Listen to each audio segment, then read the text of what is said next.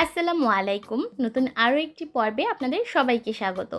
আজকের পর্বে তৈরি করে দেখাবো খুব সহজ একটা চিকেন রোস্টের রেসিপি। আশা করছি আপনাদের সকলের কাছে রেসিপিটা ভালো লাগবে।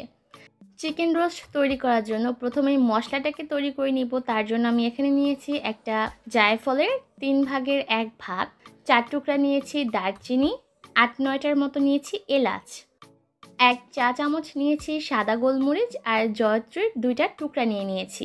এবার এই সব কিছুকে একসাথে পেস্ট করে নিতে হবে। সেই সাথে আমি এখানে নিয়েছি 1 টেবিল চামচ পেস্তা বাদাম আর 1 টেবিল চামচ নিয়েছি কাঠবাদাম। এবার এই দুইটাকেও পেস্ট করে নিব। বাদামগুলো পেস্ট করে নেওয়ার পর এখানে প্রায় 1.5 টেবিল চামচের মতো হয়েছে, আর মশলাগুলো পেস্ট করার পর 1 টেবিল চামচের মতো হয়েছে। আর এই সম্পূর্ণ বাদাম বাটা আর মশলাটাই রান্নার কাজে ব্যবহার করব। আজকের চিকেন রোস্ট তৈরি করার জন্য আমি ব্যবহার করেছি মুরগির লেগ পিস। আমি একটা লেগ পিসকে 2টা টুকরা করেছি। আপনারা চাইলে আস্ত লেগ পিস দিয়েও এই চিকেন রোস্টটা রান্না করতে পারেন। আমি 4টা লেগ পিস ব্যবহার করেছি, এখানে প্রায় 1 কেজির মতো আছে। এবার চলে যাচ্ছি মূল রান্নায়।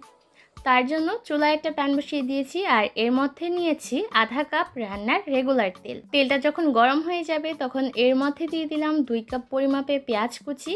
এবার এই পেঁয়াজগুলোকে ততক্ষণ পর্যন্ত ভেজে নিতে হবে যতক্ষণ না পর্যন্ত এর মধ্যে লালচে বাদামি একটা রং চলে আসে।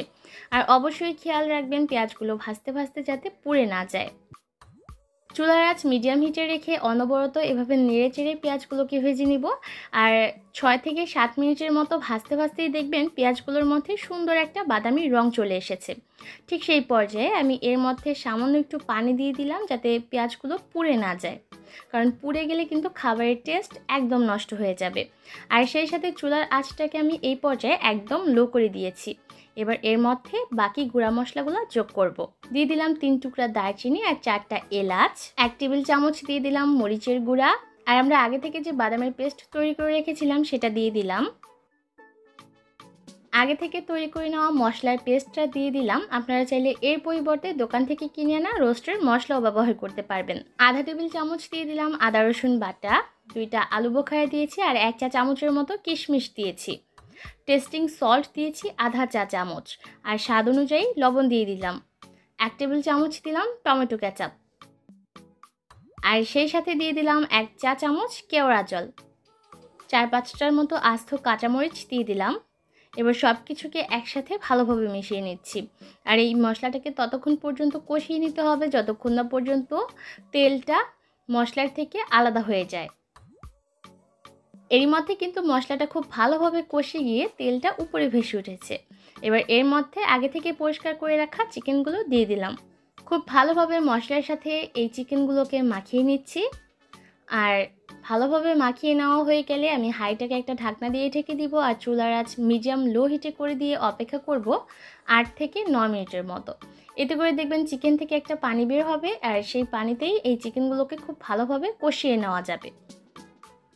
কোনোভাবেই ঢাকনা দিয়ে বসে থাকলে চলবে না, ঢাকনাটা খুলে কিছুক্ষণ পরপর এভাবে করে নেড়ে চেড়ে দিতে হবে, তা না হলে দেখা যাবে তরকারিটা হাঁড়ির তলানিতে লেগে যেতে পারে।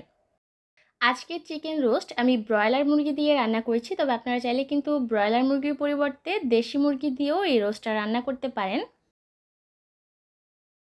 এর মধ্যে কিন্তু মাংসগুলো খুব ভালোভাবে কষিয়ে নেওয়া হয়ে গেছে। এবার এর মধ্যে আমি দিয়ে দিলাম 1 কাপ পরিমাপে লিকুইড দুধ, আর দুধটা দেওয়া হয়ে গেলে খুব ভালোভাবে নেড়েচেড়ে মিশিয়ে দিয়েছি। আপনারা চাইলে দুধের পরিবর্তে পানিও ব্যবহার করতে পারবেন। সব কিছুকে একসাথে ভালোভাবে নেড়েচেড়ে মিশিয়ে দেওয়া হয়ে গেলে অপেক্ষা করব এই চিকেনটা পুরোপুরি সেদ্ধ হয়ে যাওয়া পর্যন্ত, আর সেই সাথে তরকারির ঝোলটা অনেকটা মাখা মাখা হয়ে আসা পর্যন্ত। আর অবশ্যই কিছুক্ষণ পরপর নেড়েচেড়ে দিতে হবে যাতে করে তরকারিটা হাঁড়ির তলানিতে লেগে না যায়। এর মধ্যে কিন্তু তরকারিটা রান্না করা হয়ে গেছে, আর ঝোলটাও কিন্তু অনেকটা ঘন হয়ে গেছে, সেই সাথে তেলটাও উপরে ভেসে উঠেছে। ঠিক এই পর্যায়ে আমি এর মধ্যে দিয়ে দিব 1 টেবিল চামচ ঘি।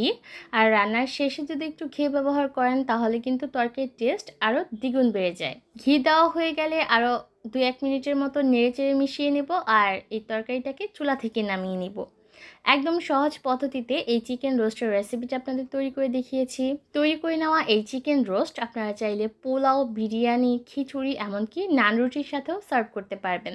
আশা করছি আমার আজকের এই সহজ রেসিপি আপনাদের কাছে ভালো লেগেছে। তাইতে অবশ্যই রেসিপিটা ট্রাই করবেন, আর খেয়ে কেমন লাগলো কমেন্টের মাধ্যমে জানাবেন।